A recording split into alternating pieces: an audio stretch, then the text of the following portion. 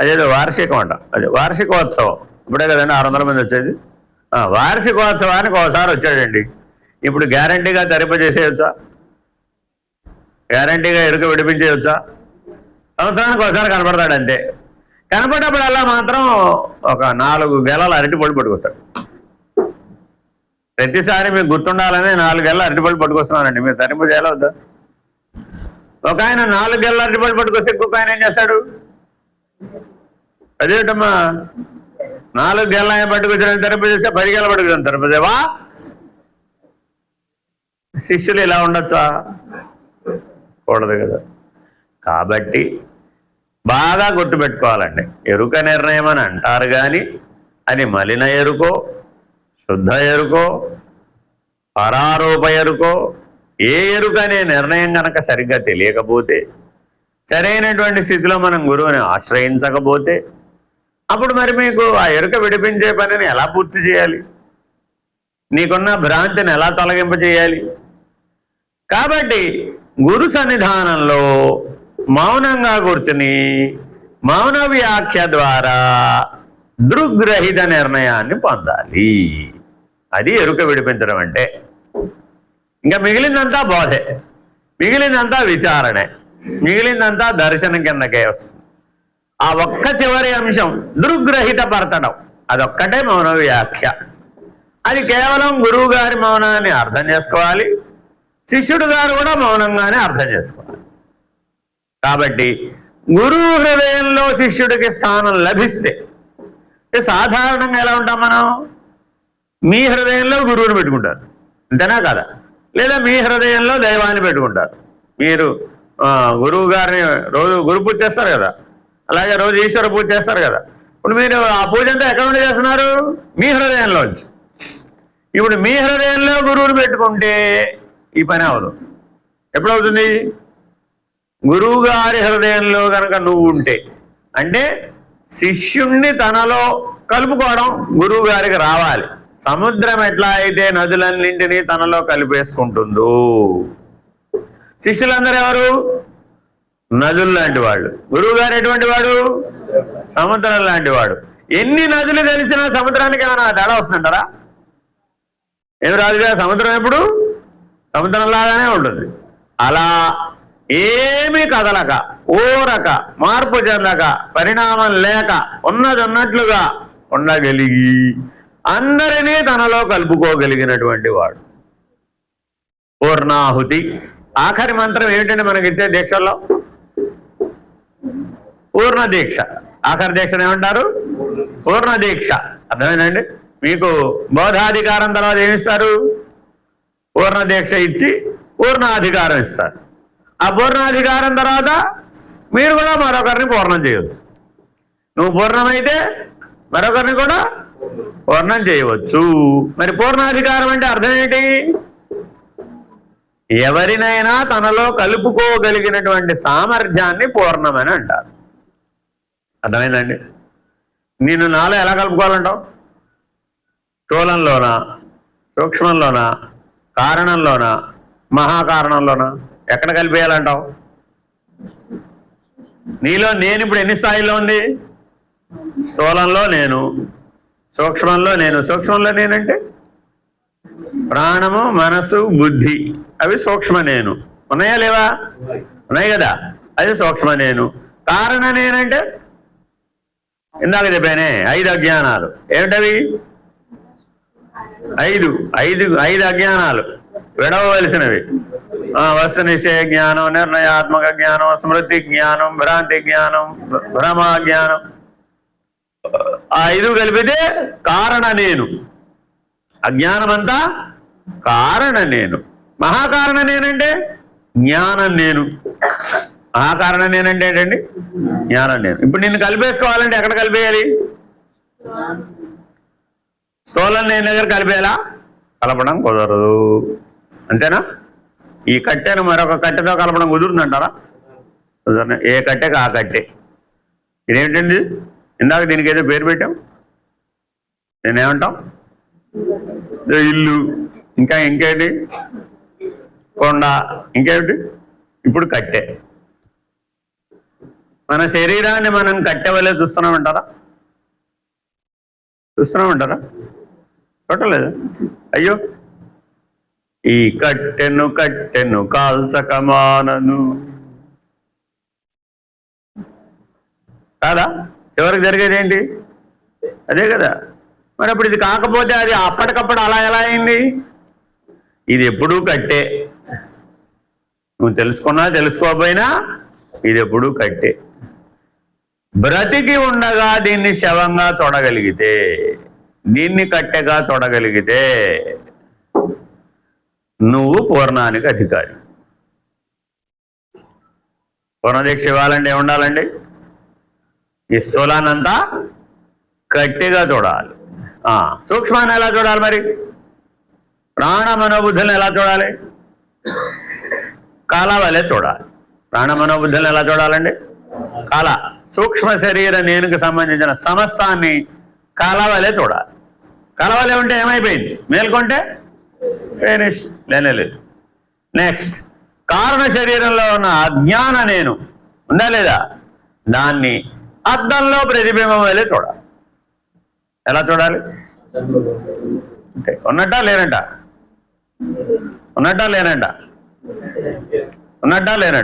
అద్దంలో ప్రతిబింబం ఉందా లేదా? ఎప్పుడు? గుర్తించి చూసినప్పుడు అనకూడదు. గుర్తిస్తే ఉంది, గుర్తించకపోతే లేదు. అర్థమైందా? కాబట్టి కారణ శరీరాన్ని గుర్తించినంతసేపు, ఆ అజ్ఞానాన్ని గుర్తించినంతసేపు అది ఉంది. గుర్తించకపోతే ఫినిష్డ్. ఇలా శరీరత్రయాన్ని 3 మాటలతో ఎగరగొట్టాలి. అంతే. వీళ్ళెవరు? ఇలా ఎగరగొట్టగలిగితే, రహితపరచగలిగితే ఎవరు వీళ్ళు? సత్శిష్యులలో ఉత్తమ శిష్యులు. ఓ మాటతో పని అయిపోద్ది. ఇక్కడ మళ్ళా చెప్పే పని లేదు. ఏమయ్యా, ఏమిటి సంగతి? అబ్బో, మోకాళ్ళ నొప్పులు స్వామి, నడు నొప్పులు స్వామి, భుజాల నొప్పులు స్వామి, తలనొప్పులు స్వామి, పళ్ళు నొప్పులు స్వామి, కళ్ళు కనపడలేదు స్వామి, చెవులు కనపడలేదు స్వామి. ఏ నేను ఏమయ్యా, ఎప్పుడు కట్టె గురించే చింతపడతావేమయ్యా? ఇది కట్టె కదా అన్నాడు గురువుగా. అప్పుడు శిష్యుడు ఏం చేయాలి? వదిలేసాను బా అంతే. మళ్ళీ ఇంకోసారి వచ్చాడు. స్వామి, మా మనవడు అమెరికాలో ఉన్నాడు స్వామి, జ్వరం వచ్చింది స్వామి, మా మనవరాలు ఆస్ట్రేలియాలో ఉంది స్వామి,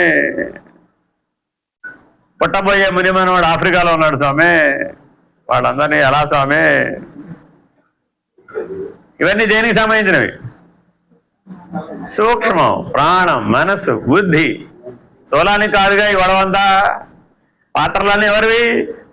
మనస్సువి, సూక్ష్మ శరీరానివి. అమ్మాయి అన్నదే, అమ్మ అన్నదే, అమ్మమ్మ అన్నదే, నాయనమ్మ అన్నదే, అత్తమ్మ అన్నదే. ఏ పాత్ర? అన్ని పాత్రలు ఎవరివి? సూక్ష్మ శరీరానివి. ఆ పాత్రోచితమైన అంశాలు వచ్చి అడిగావు. ఏమన్నాడు? అంతా కలగదయ్యా అన్నాడు. అంతే. శిష్యుడు ఏం చేయాలి అప్పుడు? కళ కదా, వదిలేసాడు.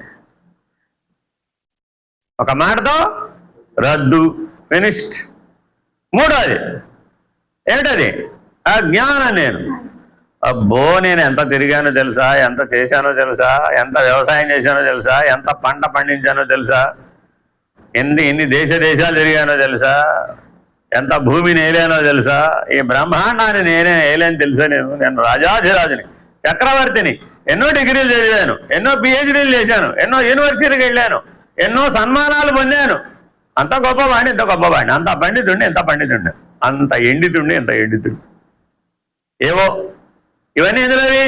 విశేషాలేగా, గొప్పలేగా. విశేషాలు గొప్పలని ఎందులోవి? అజ్ఞానంలో భాగాలు. గురువుగారి దగ్గరకు వచ్చి ఇవన్నీ చెప్పాం. ఏమండి, మొన్న ఆఫ్రికా వెళ్ళానండి, అక్కడ అసలు ఎంత గౌరవించారో తెలుసా? గజారోహణం చేయించారు, పల్లకిలో ఊరేగించారు, ఇదిగో చేతికి బంగారపు కడియం వేశారు, ఇట్లా ఊపుతుంది, డింగ్ డింగ్ డింగ్, కారుకి కడియం దొరికాడు. ఇవన్నీ చెప్పాడండి. అప్పుడు గురువుగారు ఏమన్నారు?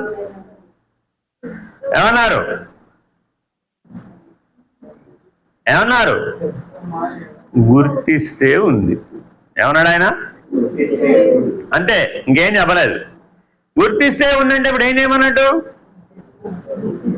శిష్యుడు ఏం చేయాలి? ఇప్పుడు గుర్తించకూడదని అర్థం. అప్పుడు ఏమైపోయింది? లేనే లేదు, ఫినిష్. 3 మాటలలో 3 ఎగిరిపోయింది.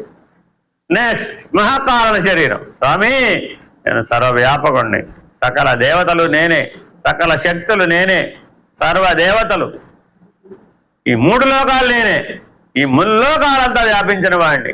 ఆ భూమి నేనే, ఆ భువర్లోకం నేనే, ఆ సువర్లోకం నేనే, ఆ సూర్యుడు నేనే, ఆ చంద్రుడు నేనే, ఎటు చూసినా నేనే, పంచభూతాలు నేనే, పంచశక్తులు నేనే, పంచబ్రహ్మలు నేనే, త్రిమూర్తులు నేనే అన్నాడు గురువుగారు.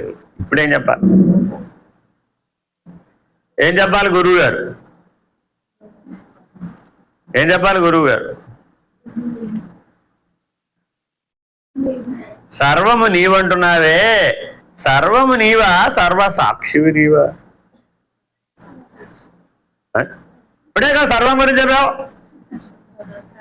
సర్వసాక్షిని గుర్తు చేయగానే సర్వాన్ని విడిచిపెట్టి, అంతే.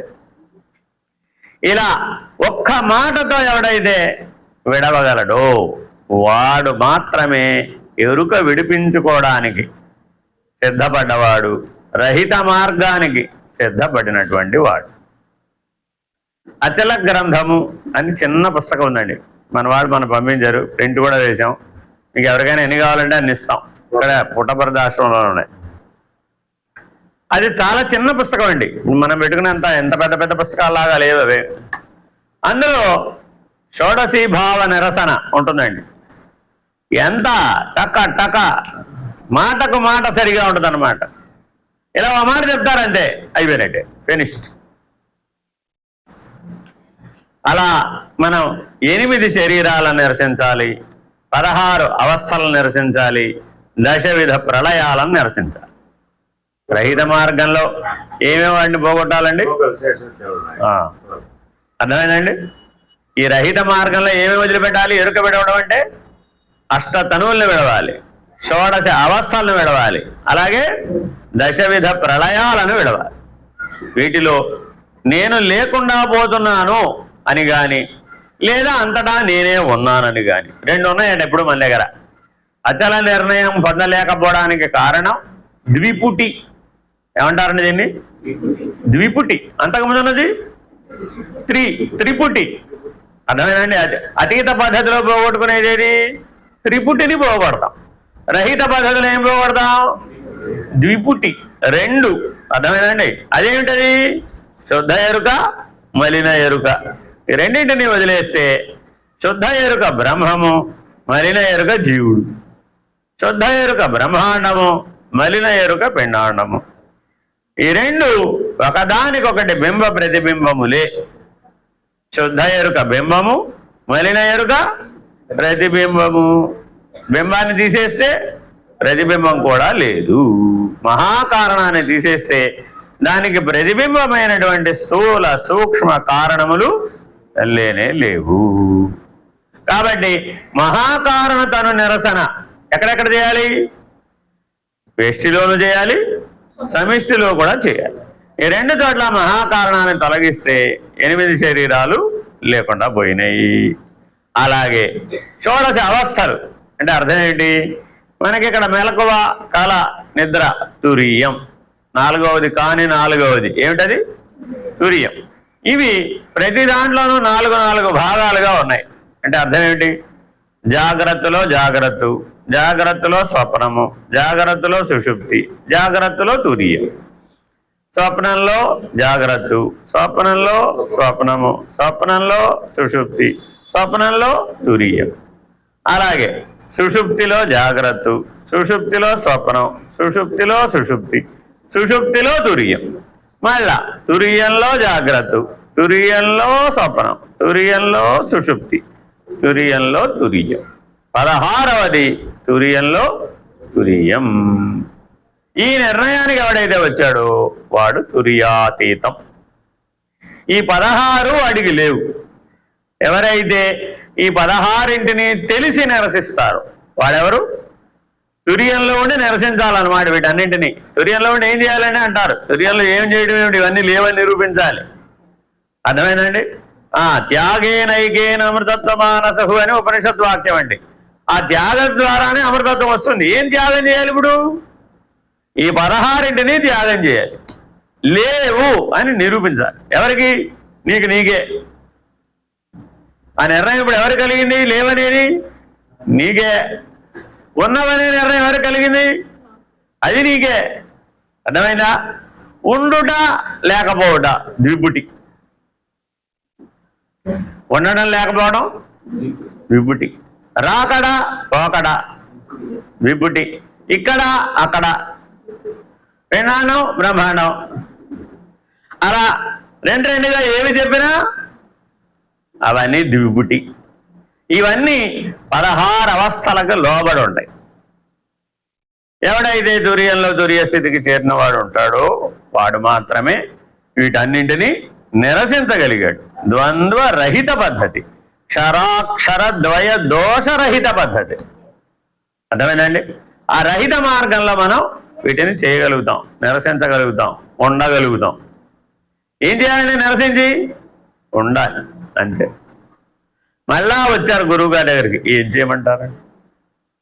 ఏం చేయాలి? ఇప్పుడు ఎక్కడికి రావాలి? ఇప్పుడు ఏం చేయాలి? ఏమన్నా చెయ్యాలంటే ఎక్కడ దాకా రావాలి?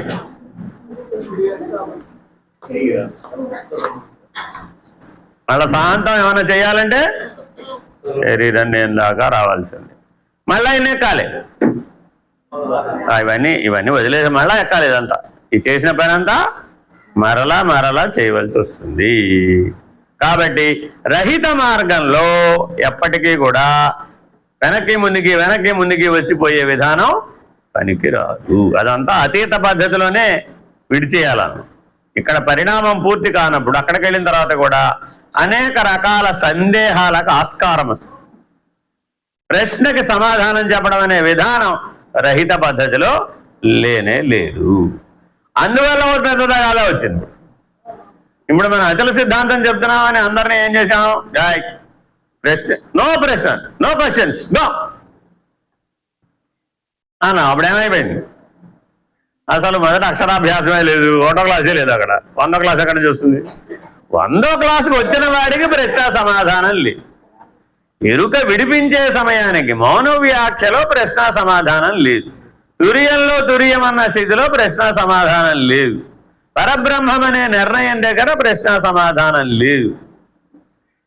పరమశివుడు అన్నటువంటి నిర్ణయం దగ్గర ఏ ప్రశ్న ఏ సమాధానం లేదు. కానీ ఇప్పుడు మనం ఎక్కడున్నాం?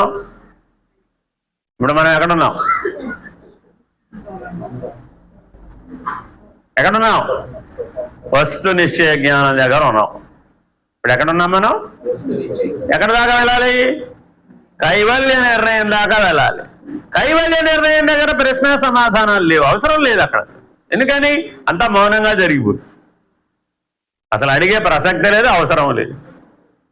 కాబట్టి చాలా జాగ్రత్తగా ఈ జ్ఞాన మార్గ నిర్ణయాన్ని ఎవరికి వారి అవగాహన నిర్ణయంతో, తెలివి నిర్ణయంతో మీరు క్షరపురుషుడా, అక్షర పురుషుడా, పురుషోత్తముడా, మీ జీవన విధానం చెప్తుంది.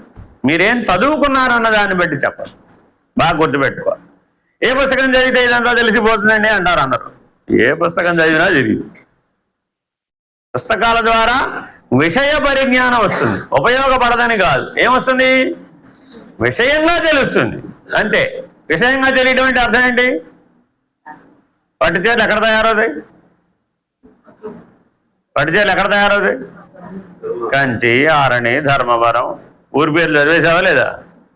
మీకు దగ్గరలో ఏముంది?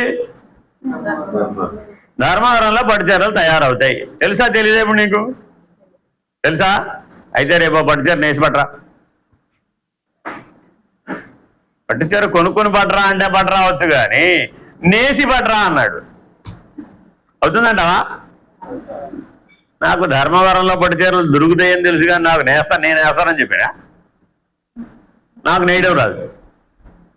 తెలిసి ప్రయోజనం ఉంది.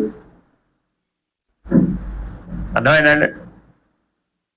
ఒక సందర్భం వచ్చినప్పుడు బాగా గారెలు చేయాలమ్మా, వచ్చిన వాళ్ళందరికీ గారెలు చేసి పెట్టాలమ్మా. గారెలు చేయాలంటే ఏం చేయాలి? మనం చెయ్యాలా అక్కర్లేదా? గారెలు ఇలా రా అంటే వచ్చేస్తుందటవా? రాదా? అదేమిటి? బ్రహ్మము ఇలా రా అంటే వచ్చేస్తుంది కాబట్టి అదే రాదా? అదేమిటి? గారెలే రావట్లేదు, బ్రహ్మం రమ్మంటే ఎట్లా వస్తుంది? వస్తుందంటారా? కానీ మనం ఇప్పుడు ఎంత తేలిగ్గా చెప్తున్నాం, ఎంత తేలిగ్గా చెప్పేస్తున్నాం. గారెలు రా, గారెలు పో అన్నట్టుగా బ్రహ్మజ్ఞానాన్ని కూడా వాడేస్తున్నాం, మాట్లాడేస్తున్నాం.